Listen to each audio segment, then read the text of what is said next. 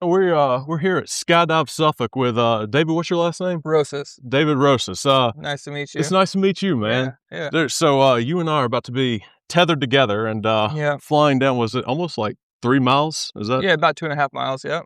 Yeah, Oh. 13,500 feet. So just to make sure I'm in safe hands, how many times have you done this? Just shy of 9,000, I believe. Yeah, somewhere around like 8,900, something like that. Do you remember your first time? Of course. So what brought you what brought you to skydiving? So like I did my first jump. I got it as a gift from high school, like graduation, and I tried it out. I wasn't sure what to expect. Uh, little caveat to that story. The girl I was dating at the time, her parents owned the skydiving company that I Okay. jumped at, and so they were we had met and everything, and they were like, oh, like you might as well try it, right? We gotta give you a shot at this. And so I tried it out, and I was like, I don't think I like this. Like I don't. Real? Yeah, Okay. I mean, it was cool. Like it was a really awesome sensation. Like it was almost as if I was looking through on my this is my first jump, right? Mm-hmm. It's almost as if I was looking through a straw, like a pinhole. Like what I could see was like directly right in front of me, about 6 inches, and like everything else was just a blur. And so as I'm approaching the door and everything else, like I don't know what I'm doing. I'm freaked out. Like I'm don't even have no idea where my arms are, my legs. I'm just like moving. I'm just in the moment. Uh, That's gonna be me in a few minutes. Yes. yeah, yeah, man. And so I did the jump. I wasn't immediately hooked. I landed, and I think like I was terrified because the guy that I jumped with was the father of the girlfriend at the time, and so I was like, okay, like I'm terrified for my life. Like this guy's probably just gonna let me go. I don't think he likes me anyways. Like whatever. Um, Started packing parachutes shortly after that, and watched many more skydives. Did a bunch more tandems, like you and I are doing a tandem jump. Mm-hmm. Did a bunch more of those, and then I started the student progression because I knew I could see how much fun everybody was having, and I was like, oh, this is cool. So I did another jump, and then I was like, oh wow, and that little pinhole that I was looking through started to open up Okay. a little more and a little more. So I was able to see a whole lot more, right? And so then it started to become like kind of a fun thing, right? I started to enjoy it. I could actually feel the wind. I was like seeing things that were right in front of me that I couldn't see before. And so just kind of like moved forward with that. Started the progression, worked some years at that, traveled around, moved around a bit, different drop zones, different places skydiving, packing parachutes, and then ultimately moved back to the place that I started at, and the place that I did my first jump at. I became a tandem instructor Okay. out there, and then that's where I kind of like started. Um, yeah, fast forward, here we are, however many years later, right? Yeah. And then 18 years or whatever it is, um, out here in Suffolk, Virginia, doing the same thing, something that I enjoy, and I get to show people what I enjoy about it. I get to see people do their first jump, and then move all the way up to where now they're taking people, Yeah. and they're instructors as well. So it's a very rewarding thing for sure. I think that was actually one of the biggest misconceptions that I had about skydiving, and I hadn't even done it yet. But I think whenever I had emailed the person's like, "Hey, let's get this worked out," I thought that I would be coming here to an airport. It would just be me and you. We'd jump it, get in the plane, jump out, and that'd be it. But coming here, there's an entire community. Oh yeah, I mean, there are folks that are. I mean, like I've heard somebody from Richmond that drives down here. That's like 2 hours away. yeah. And there are maybe like 15 to 20 folks that seem like they've really formed a big sense of community here. Yeah, and it's not just here. And this I would say is about like a medium-sized drop zone. Mm-hmm. We have a very large facility for how many people that we have. The place that you were referring to, like you walk up, there's one dude smoking a cigarette in the parking lot. He's like, oh, you Roger, let's go. And they're like, right, that's very common. A lot of places, Mm-hmm. like like we call them Cessna drop zones because they operate those smaller Cessna planes. Um, a lot of those mom and pop drop zones, like the cost of operations and everything is a lot lower, so they do by appointment, right? Somebody comes in, they want to jump, they take them up with the one instructor. Because I've worked at those places, Mm-hmm. and when you come to a place like this, we have a lot of aircraft, a lot of different types of aircraft, and a lot of capability, right? We have a lot of infrastructure. and we have a lot of, well, massive landing area, which obviously you'll see in a bit. But having Big margin of error for me, which is nice. yeah, for sure, yeah, aim big, miss big, right? So uh, a lot of facilities are much larger than this, like Mhm. more aircraft, more people, and so you'll see like what you saw on a busy day is probably on a summer day, probably like a quarter of what you'd see out here. Mm. Yeah, so, like, we'll do events, we'll have food trucks and that sort of thing. We do jumps in Virginia Beach, we land right on the beach. Oh, cool. Yeah, that's a fun time. But yeah, depending on where you go, they have different drop zones that are different sizes. Really small things from one-on-one Mhm. experience to where, like, okay, you might be in Skydive Dubai where, like, they have 30 instructors walking around, right? So, Mhm. like, and like, they're taking maybe 180 people that day. So, like, they're just moving through, moving through. It's like a carnival, right? You grab your ticket, hop on the ride, get off the ride, see you later. Right. So some places, the smaller places, the medium-sized places, you get a little bit more of an intimate experience. Yeah.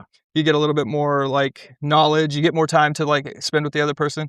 Whereas like bigger places, it might just be doing so many jumps all day long Right. that we won't be able to sit down and like have this kind of conversation. Can you like speak a little bit about kind of the community that's here? Because it seems like it's a bunch of friends, you Yeah, know. so with that in these different size drop zones, what you'll see is oftentimes you'll see campgrounds that are really close, RV parks that are like on site, restaurants that are on site, and so you have people that show up to the drop zone, whether they roll up like in their little like VW bug with their surfboard on top, like in board shorts, no shoes, right? Whether it's that person or it's the business exec who gets chauffeured here, right, in his Mhm. limousine, right? Everybody that does it like comes from different walks of life.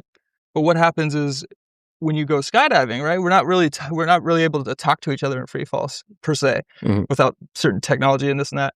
Um, so it becomes like an unspoken language, right? When we're working together, and that starts on the ground, packing the parachute, all the way up through getting on the airplane and practicing safety on the plane, looking out for the guy next to you. You might have a disagreement, whatever, but when we get up there, all that goes away, Mhm. and it just becomes like this sanctuary of like trust and community. And so as we go throughout the whole skydive, you're looking out for your buddies, like you're watching out for one another. You land, you pack your parachute, you do it again, right? Mhm. And that exists worldwide. I've been fortunate enough to be to a few different countries skydiving, and what happens is you have the same sense of community, right? It's a lot of people gather together to celebrate what it is that we do, right? They might have a cocktail afterward, they might have a beer afterward, Mhm. but during the day, it's sun comes up, everybody starts jumping, sun sets, everybody finishes. They repeat that every weekend. A lot of people come in. They work 9 to 5, Monday through Friday. They show up at the drop zone, hang out all weekend. They go to dinner together. They might camp, etc. Mhm. Might travel together to other drop zones and do that. And it's just a worldwide network of people that are kind of like running the same beat. Mhm. Yeah. You said that it's and you're right. It's a very diverse crew. You could have the CEO, or you could have the VW bug surfer. What's the commonality? I Why do think people love it I so think much? what it is everybody from my experience over the years is everybody is searching for a sense of almost purpose or a sense Okay. of being, right? They're trying to connect that last link in the chain, right? They might everything's going smooth in their life. They come into skydiving and then it consumes everything. And I think what it is it's that ultimate satisfaction, right? And the thing is you land and you immediately want to go do it again, Mhm. right? It doesn't that sort of like sure, like the first time you do it, a lot of adrenaline, don't know what's going on. Okay, you do it more, you do it more, you do it more, you do it more, then it becomes a very normal thing. And when it becomes a normal thing, yeah, sure, you still get that rush and everything else, but what happens is you're scratching that itch Mhm. that you're looking for, that satisfaction. I could be having a bad day, a bad week, whatever, things go wrong, you get a flat tire, whatever. Go make a skydive, all that washes away. Because when you're in free fall, that's the only thing you can think about. That's the only thing you're focused on Mhm. is in that moment.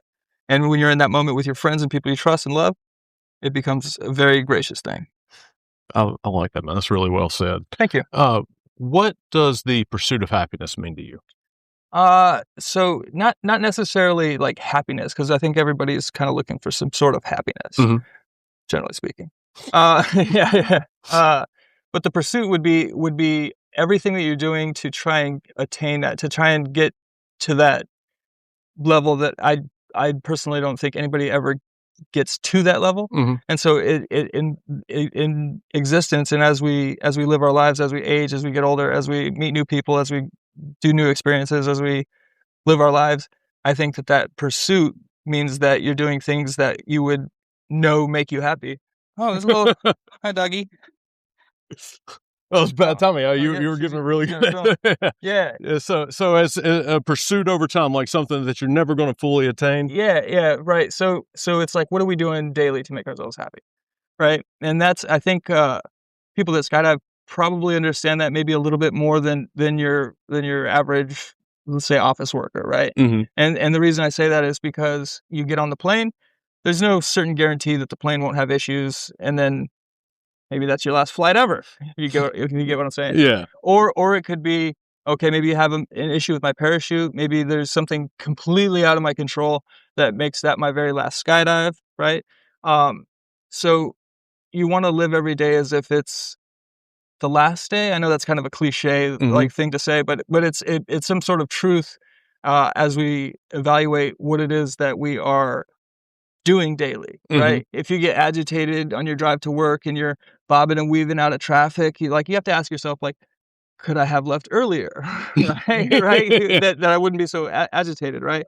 Maybe Starbucks didn't have your favorite coffee that day, Mhm. right? There's all these things that we can pick ourselves apart about, but these are just luxuries, right? As is skydiving, right? Nobody needs to skydive, right? But we love it, and Yeah. it's something that we want to keep on doing.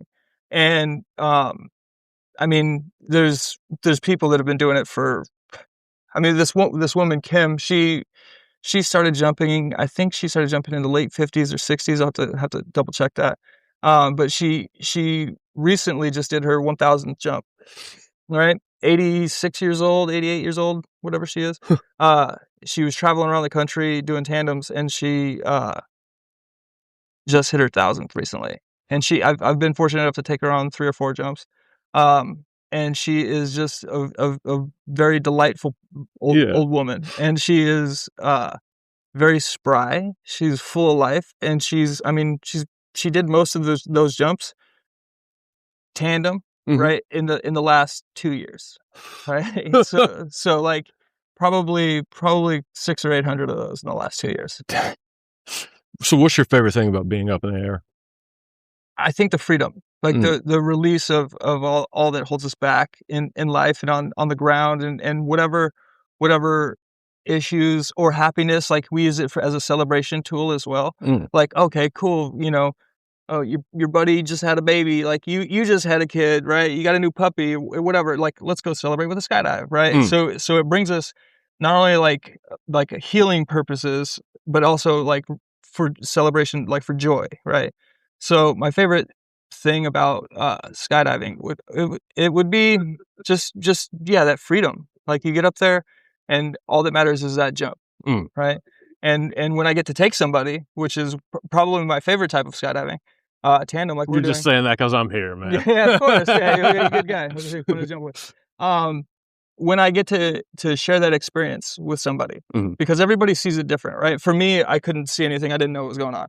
For other people, they're hooting and hollering. They're looking around. They're very in the moment, right? Mm. So everybody kind of receives it differently. But to see that is something that I thoroughly enjoy. Like, if somebody's, like, really scared, they say, I don't think I want to do this. They're in the plane. You're like, you don't have to do it, right? You can if you want to. Nobody's going to force you out of this plane. Mhm. It's completely up to you. And then when they turn around and they actually jump, after landing, they have this sort of enlightening moment where Mm. their attitude completely shifts around, and they are almost a changed person, right? I've seen people over the years. Let's see, all kinds of stories as far as, like, why people come out to skydive, right? Mhm. Birthday, big one, 18th birthday, right? Graduating high school, that's what I did. Graduating college, Yeah. somebody just passed the bar, right? Kinda like a rite of passage Yeah, almost. sure, Yeah. absolutely. go and push yourself that like you've never done before. Go and experience something that you've never entertained or like never thought of, or maybe you thought about it for a long time, and then you finally got the courage to do it. Whatever the reason, whatever the cause, I think that it's a very special thing for anybody to try out. Yeah, I mean, I'm actually really looking forward to it, man. Good, man. You want to go jump out of a plane? Let's do it, dude. All right, David, thanks so much for letting me act out with you, bud. My pleasure, absolutely. Hey. Adam, welcome to Skydive Suffolk. How are we doing today? I'm doing great. I'm really excited. Awesome. What brought you out here? Well, basically the culmination of a joke I began in college. Whenever I was a rush chairman for my fraternity, and I was like, I'm going to take over Oglethorpe Rush by air, land, and sea. And so whenever I started my podcast, I was trying to think of different ways to try to promote it. I was like, well, why not just try to take over the podcasting world by air, land, and sea? So this is air. This is the air. Yeah. All right. And how are we feeling about the jump? I forgot that I was supposed to jump. I had all my plans just in this marketing that like I didn't even think about it. So hopefully it goes well for me. All right. And any shout outs you want to make before we go up? No, just y'all. Y'all have been great. Skydive Suffolk is amazing. Definitely check it out.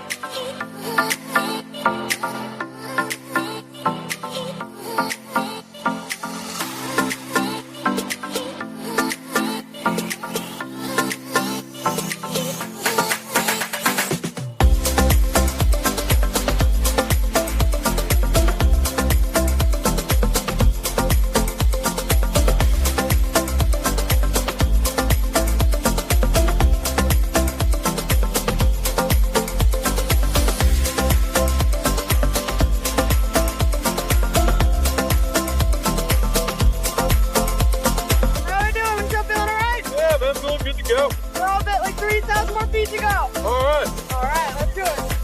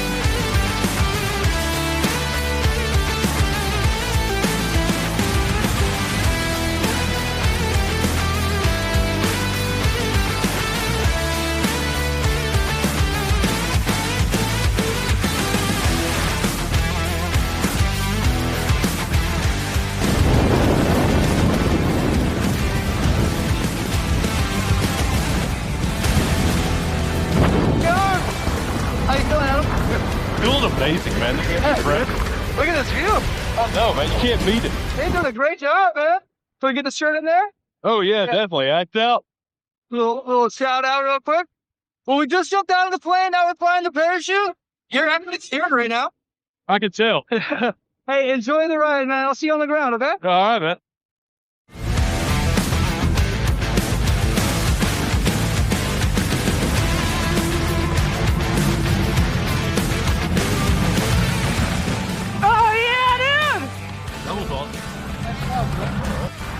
Safe down, back on the ground. How are we feeling? Wait, am I supposed to say I am back on the ground? Yeah, you're back on the ground. We're safe, we're sound, we're on the ground. I know, David, actually, I felt in safe hands the entire time, so I didn't even realize I was on the ground because it felt like no, this was really fun. I really enjoyed it. Awesome. Did you have a favorite part? Actually, we went weightless, and that was probably the best. Shout out David over there. Yeah, David was awesome. Awesome. Would you do it again? Oh yeah, I'm definitely doing it again. All right. Well, thanks for jumping with us. Oh, We'll see thank you next you. time.